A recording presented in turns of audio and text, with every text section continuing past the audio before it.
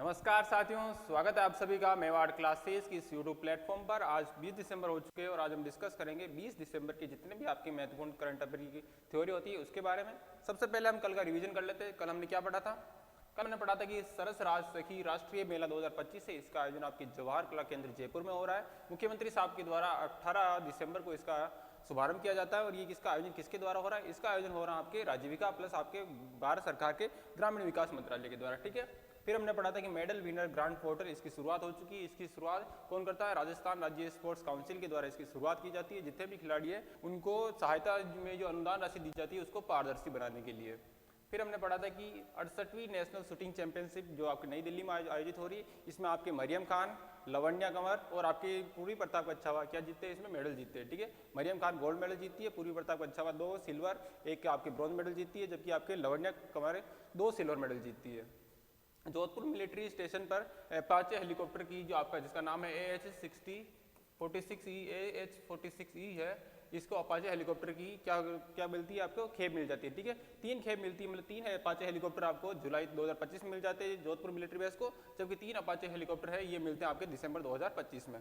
Rajasthan sewerage और waste water नीति 2025, इसको 31 अगस्त 2025 को इसको मंजूरी मिलती है। इसको यह प्रभावी होती है 31 अगस्त है ये प्रभावी होती है। ये प्रभावी 31 अगस्त से होती है। गजट में प्रकाशन इसका 9 सितंबर को होता है।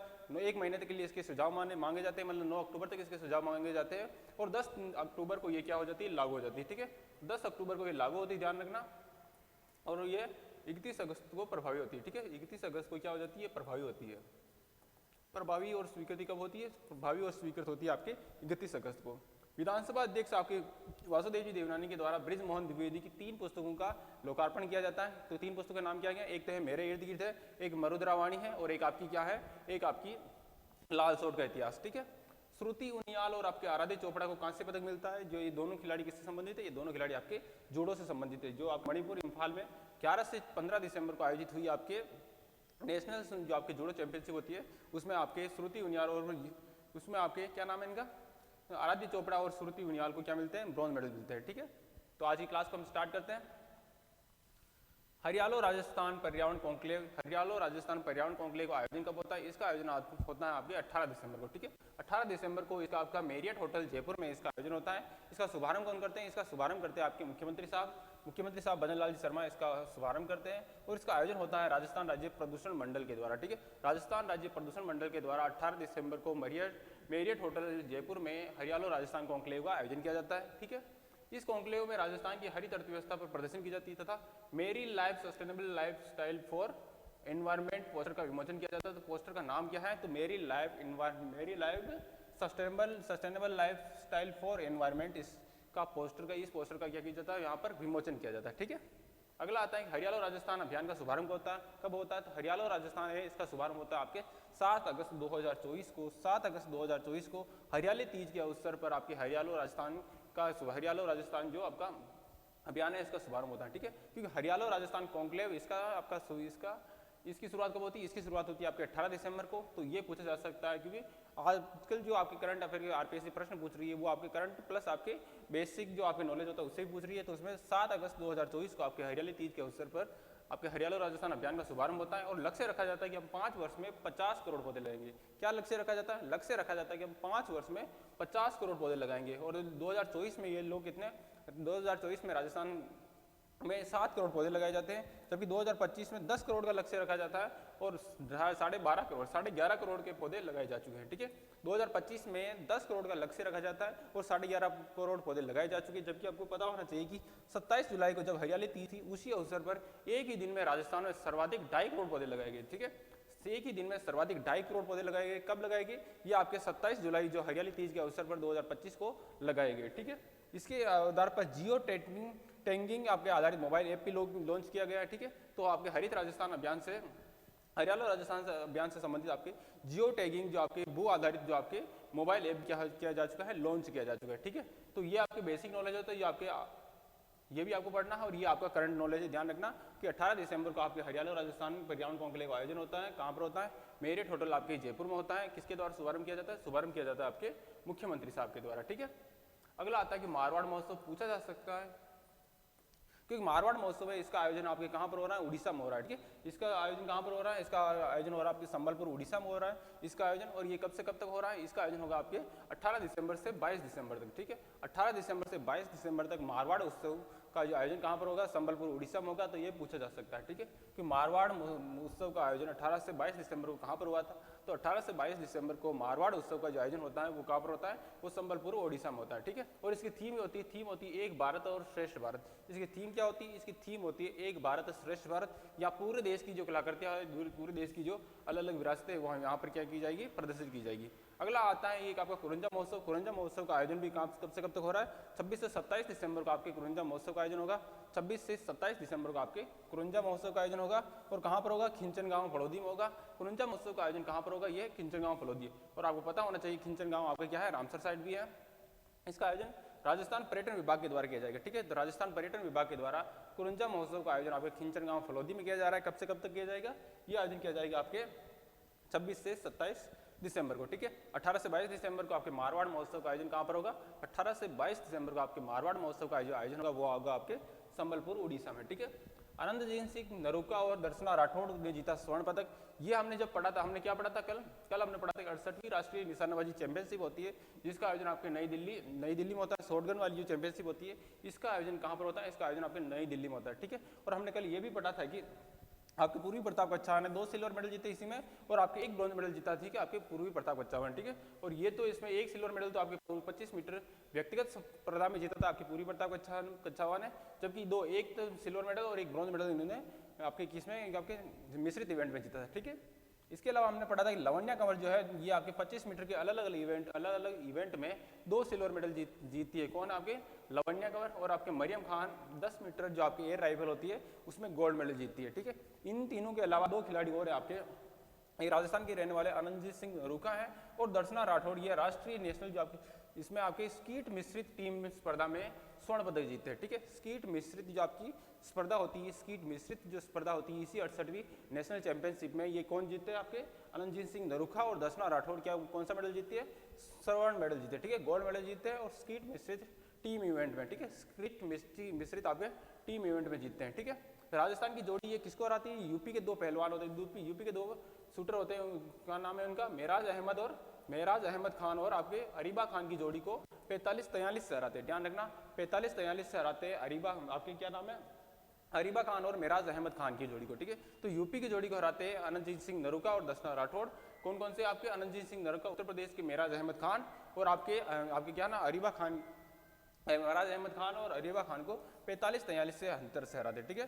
तो इसमें राजस्थान ने कितने मेडल जीत चुके हैं, राजस्थान इसमें 3 तो ये खिलाड़ी हो गए जो मेडल जीते, और आपके आनंदजीत सिंह नरूका और दर्शना राठौड़ जो मिश्रित जो टीम इवेंट होता है उसमें क्या जीते हैं, उसमें स्वर्ण मेडल जीते हैं। यूपी के 2 खिलाड़ियों को हराते 45-43 के अंतर से, ये याद रखना, ठीक है। अगला आता है कि Rajasthan senior state badminton championship, इसका आयोजन आपके राजसमंद में होता है।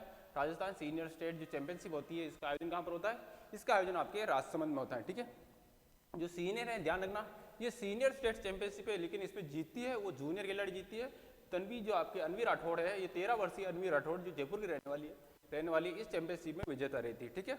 तो ये है तो सीनियर चैंपियनशिप, ध्यान रखना है तो सीनियर चैंपियनशिप, लेकिन जीतती कौन है, 13 वर्षीय जो आपकी सब जूनियर जो आपकी ये क्या है, या जूनियर जो खिलाड़ी होती है वो अनवी राठौड़ जीतती है जो जयपुर की रहने वाली है, ये इसमें चैंपियन बनती है, विजेता बनती है, ठीक है। और फाइनल में ये स्नेहा लांबा को हराती है, ध्यान रखना बाड़मेर की रहने वाली स्नेहा लांबा को हराती है। कौन, आपकी अनवी राठौड़ जो आपके कहाँ की रहने वाले, जयपुर की है। इसका आयोजन आपसे 10 से 14 दिसंबर को होता है। 10 से 14 दिसंबर को इसका आयोजन कहाँ पर होता है, इसका आयोजन होता है आपके राजसमंद में, ठीक है।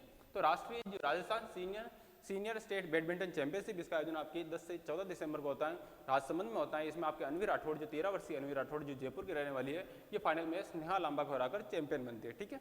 ये आपकी अनवी राठौड़ है, मात्र 14 वर्षीय, ठीक है। अगला आता है कि राज्य स्तरीय स्वच्छता जागरूकता कार्यक्रम। तो राज्य स्तरीय स्वच्छता जागरूकता कार्यक्रम कहाँ पर किया जाएगा, तो राज्य स्तरीय स्वच्छता जो जागरूकता कार्यक्रम है ये होता है आपके जयपुर में होता है। कहाँ पर होता है, ये जयपुर में होता है। और इसमें वक्तव्य कौन देते हैं या इसका शुभारंभ कौन करते हैं, तो इसका शुभारंभ करते हैं आपके मुख्यमंत्री साहब भजन लाल जी शर्मा, ठीक है। ये आपके 2 वर्ष पूर्ण होने की उपलब्धि पर ही ये कार्यक्रम आयोजित किए जा रहे हैं, ठीक है। जो आपका अभी पर्यावरण कॉन्क्लेव हुआ था वो भी आपके 2 वर्ष पूरे होने की उपलब्धि पर ही था। लक्ष्य और उपलब्धि क्या है, तो 2,62,000 व्यक्तिगत शौचालय बनाई जा चुके हैं राजस्थान में, 4,000 प्लस आपके सामुदायिक शौचालय बनाए जा चुके हैं राजस्थान में, जबकि 42,492 प्लस गांव क्या हो चुके हैं राजस्थान में, ओडीएफ मुक्त हो चुके हैं। ठीक है, तो ये आयोजन जो होता है ये स्वच्छ भारत मिशन ग्रामीण के तहत होता है। तो स्वच्छ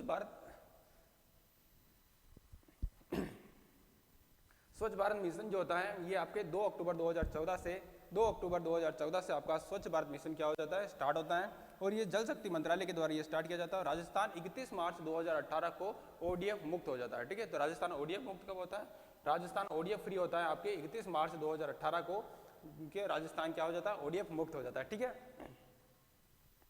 अगला कौन सा आता है, अगला आती है आपकी कि अब राजस्थान में ओडिशा मॉडल लागू किया जाएगा। ठीक है, तो ओडिशा मॉडल क्या है, तो राजस्थान में जितने भी अब भारी एक्सीडेंट को देखते हुए ओडिशा मॉडल जो है वो लागू किया जाएगा। ठीक है, तो ये क्या है, ये ओडिशा मॉडल, तो राजस्थान में बहुत सारे क्या हो रहे हैं, राजस्थान में बहुत सारे एक्सीडेंट हो रहे हैं। इन एक्सीडेंट को कम करने के लिए ट्रक ड्राइवरों को 30 जो आपके लाइसेंस दिया जाता है, उस लाइसेंस लेने के दिनों में 30 दिनों का क्या किया जाएगा, 30 दिनों तक का सेंटर पर रहकर ट्रेनिंग लेनी होगी। जो भी ड्राइवर होते हैं, जो भी आपके हेवी व्हीकल के ड्राइवर होते हैं, हेवी व्हीकल जैसे आपके ट्रक हो गया, कंटेनर हो गया, इस व्हीकल के जो ड्राइवर होते हैं वो 30 दिनों तक आपके उसी सेंटर में रहकर, जहां पर उनको लाइसेंस दिया जा रहा है उसी सेंटर पर रहकर क्या करनी होगी, उनको ट्रेनिंग करनी होगी। ठीक है, और उसी समय दोनों के प्रैक्टिस भी कराई जाएगी, रात में भी प्रैक्टिस कराई जाएगी वहाँ पर, और रात दिन में भी ड्राइविंग कराई जाएगी। ठीक है, तो ड्राइविंग की प्रैक्टिस दिन में भी की जाएगी और रात में भी कराई जाएगी। क्यों, क्योंकि रात में जो एल्कोहल पीकर चलाते हैं वहाँ पर उसी से ज़्यादा एक्सीडेंट हो रहे हैं। ठीक है, ट्रेनिंग का पूरा खर्च होगा जो आपके प्रति जो कैंडिडेट में पड़ेगा, आपके लगभग 26,000 रुपये पड़ेगा प्रति कैंडिडेट, आपके 26,000 रुपये जो आपका 26,000 रुपये आपका ट्रेनिंग का खर्च पड़ेगा, वो आपके परिवहन विभाग के द्वारा वसूल किया जाएगा, ये राज्य सरकार के द्वारा वसूल किया जाएगा। और लाइसेंस रिवेन्यू कराने के लिए ध्यान रखना, लाइसेंस अगर रिवेन्यू भी करना चाहता है कोई, तो भी उसको 3 दिन की अतिरिक्त ट्रेनिंग लेनी होगी। ठीक है, अगर लाइसेंस रिवेन्यू कराने जाते हैं हम, तो भी उसको क्या लेनी होगी, उसको अब 3 दिन की अतिरिक्त ट्रेनिंग लेनी होगी। उस पर भी एक प्रति कैंडिडेट 5,000 रुपये खर्च आएगा, वो भी आपके राजस्थान सरकार देगी। ठीक है, तो ये ओडिशा मॉडल है, ये मॉडल आपके ओडिशा में लागू होता है कि जो आपके लाइसेंस बना जाता है, हैवी व्हीकल का लाइसेंस बनाने जाते हैं कोई ड्राइवर कोई व्यक्ति, तो उसको 30 दिनों तक उसी सेंटर में रहकर दिन और रात क्या करनी होती है, दिन में भी प्रैक्टिस करनी होती है, रात को प्रैक्टिस करनी होती है। प्रति कैंडिडेट जो 26,000 रुपये आता है वो राज्य सरकार के द्वारा परिवहन विभाग के द्वारा वसूल किया जाता है। ठीक है, वो वसूल किया जाता है मतलब दिया जाता है। फिर बाद में अगर आपको लाइसेंस रिवेन्यू कराना होता है, लाइसेंस रिवेन्यू भी कराना होता है, तो भी आपको क्या किया जाता है, पर 3 दिन का 5,000 रुपये खर्च आता है, वो भी क्या कौन देती है, वो भी आपकी राज्य सरकार देती है। ठीक है, यहाँ पर और भी ये भी कहा गया है कि राजस्थान में प्रत्येक सेंटर में ड्राइविंग ट्रेनिंग सेंटर खोले जाएंगे। ठीक है, ड्राइविंग ट्रेनिंग सेंटर खोले जाएंगे प्रत्येक क्षेत्र में। ठीक है, तो ये आपके ब्लॉक स्तर भी हो सकता है, जिला स्तर पर भी हो सकता है कि ड्राइविंग जो ट्रेनिंग सेंटर है आपके राजस्थान में प्रत्येक क्षेत्र में खोले जाएंगे। ठीक है, अगला आता है कि इसके तुरंत इलाज मिले इसके लिए नेशनल हाईवे पर ट्रॉमा सेंटर जो होते हैं, जो ट्रॉमा सेंटर होते हैं उनकी संख्या क्या की जाएगी, उनकी संख्या भी बढ़ाई जाएगी, मतलब ट्रॉमा सेंटरों की संख्या बढ़ाई जाएगी। आपके ड्राइविंग ट्रेनिंग इंस्टीट्यूट अलग अलग क्षेत्रों में खोले जाएंगे। इसके अलावा जो 30 दिनों का जो प्रैक्टिस कराई जाएगी और लाइसेंस रिवेन्यू कराने के लिए भी 3 दिनों की प्रैक्टिस लेनी होगी। ये आपके उड़ीसा में हो रहा है और उसी उड़ीसा मॉडल को राजस्थान में लागू किया जाएगा। ठीक है, तो पूछा जा सकता है कि उड़ीसा मॉडल क्या है, तो वो ये है। ठीक है, अगला आता है कि राजस्थान का पहला बायो वेस्ट प्लांट मुहाना मंडी जयपुर, इंपॉर्टेंट हो सकता है आपके लिए। तो राजस्थान का पहला जो बायो वेस्ट प्लांट है वो कहाँ पर खोला जाएगा, वहाँ पर खोला जाएगा आपके मुहाना मंडी जयपुर में। ठीक है, ये अगस्त 2026 के से आपके स्टार्ट हो जाएगा। ठीक है, ये कब स्टार्ट हो जाएगा, ये आपके अगस्त 2026 से आपका बायो वेस्ट प्लांट है ये स्टार्ट हो जाएगा। ये प्रदेश का पहला बायो वेस्ट डीकम्पोजिशन प्लांट होगा जो खुद CBG कंपोजिशन आपके बायोगैस होगा, CBG उत्पादित करेगा। ठीक है, तैयार करेगा। CBG गैस जो होती है, CBG गैस होती है वो क्या करेगा, उत्पादित करेगा या तैयार करेगा। ठीक है, ये आपके राजस्थान का पहला बायो वेस्ट प्लांट होगा।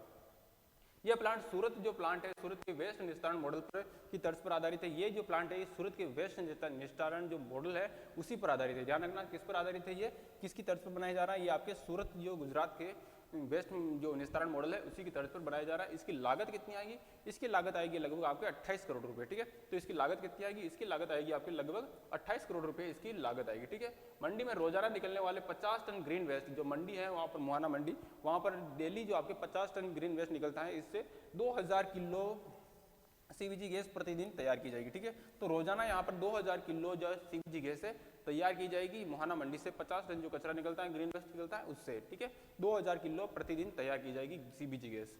26 से अगस्त 2026 तक ये बनकर तैयार होने इसके शुरू होने की संभावना है। इसमें बायोमेथनाइजेशन प्रोसेस को फॉलो किया जाएगा, ठीक है। बायोमेथनाइजेशन जो प्रोसेस होता है उसको फॉलो किया जाएगा। क्या होती है ये प्रोसेस? इस प्रोसेस में आपके ग्रीन वेस्ट को ऑक्सीजन के साथ 25 दिनों तक आपके डिकम्पोजिट किया जाता है, ठीक है। डिकम्पोज किया जाता है कि जो आपके ग्रीन वेस्ट होगा इसको 25 दिनों के अंदर उसको क्या किया जाएगा? डिकम्पोजिट किया जाता है। ये होती है आपकी बायोमेथनाइजेशन प्रोसेस, ठीक है। तो बायोमेथनाइजेशन प्रोसेस को फॉलो किया जाएगा। प्लस आपके जितना भी 50 टन प्रतिदिन जो कचरा निकलता है, जो ग्रीन वेस्ट निकलता है, उससे 2000 किलो प्रतिदिन सीबीजी गैस निस्तारित की जाएगी। और ये गुजरात या सूरत के मॉडल पर आधारित है। और राजस्थान में इस प्रकार का बायोगैस जो प्लांट बनेगा वो पहली बार बनेगा, ठीक है। और इससे ध्यान रखना, इससे कौन सी गैस बनाई जाएगी? इससे गैस बनाई जाएगी आपकी सीबीजी गैस, कंपोजिट बायोगैस, ठीक है। अगला आता है क्लेट 2026। आरपीएससी ने अभी पूछा था कि आपके नीट यूजी में राजस्थान से मतलब पूरा इंडिया टॉपर था वो राजस्थान से था, तो उसके बारे में राजस्थान से पूछा था कि महेश कुमार का संबंध राजस्थान किस जिले से है। तो महेश कुमार आपके हनुमानगढ़ जिले के रहने वाले थे, जिन्होंने आपके नीट यूजी 2025 में इंडिया में फर्स्ट रैंक हासिल की थी, ठीक है। तो उसी प्रकार के आपके आपके जो क्लेट है CLAT क्लेट में राजस्थान की रहने वाली, आपके राजस्थान की गंगानगर की रहने वाली आपकी 17 वर्षीय गीताली गुप्ता ने क्लेट 2026 में ऑल इंडिया में प्रथम रैंक हासिल की है, ठीक है। तो इस प्रकार का प्रश्न भी आपसे पूछा जा सकता है। क्लेट में आपके गंगानगर की रहने वाली गीताली गुप्ता ने क्लेट 2026 में प्रथम रैंक हासिल की है। तो इस प्रकार का प्रश्न आपसे पूछा जा सकता है कि आरपीएससी इस प्रकार का प्रश्न पहले पूछ चुकी है, ठीक है। तो ये आपके महेश कुमार वाला आपका PYQ है, आपके आरपीएससी का PYQ है महेश कुमार का, ठीक है। तो गीताली गुप्ता जो आपके कहाँ की रहने वाली है? आपके गंगानगर की रहने वाली, ये याद रखना। अगला आता है कि जयपुर, अलवर और भिवाड़ी को भूकंप हाई रिस्क जोन में शामिल कर लिया गया है।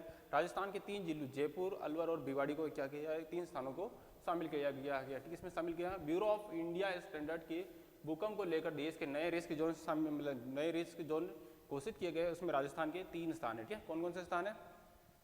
एक तो आपका जयपुर है, अलवर है और भिवाड़ी। जयपुर, अलवर और भिवाड़ी को हाई रिस्क जोन में शामिल किया गया है। राजस्थान के 3 स्थानों आपके जयपुर, अलवर और भिवाड़ी को हाई रिस्क जोन में क्या कर दिया गया है? शामिल कर दिया गया है। ध्यान रखना, ब्यूरो ऑफ इंडिया स्टैंडर्ड के जयपुर, अलवर और भिवाड़ी को जोन 4 में शामिल किया गया है। और कौन से जोन में रखा गया है? इनको जोन 4 में रखा गया है। जोन 4 में रखा गया है। कौन कौन से जिले आपके?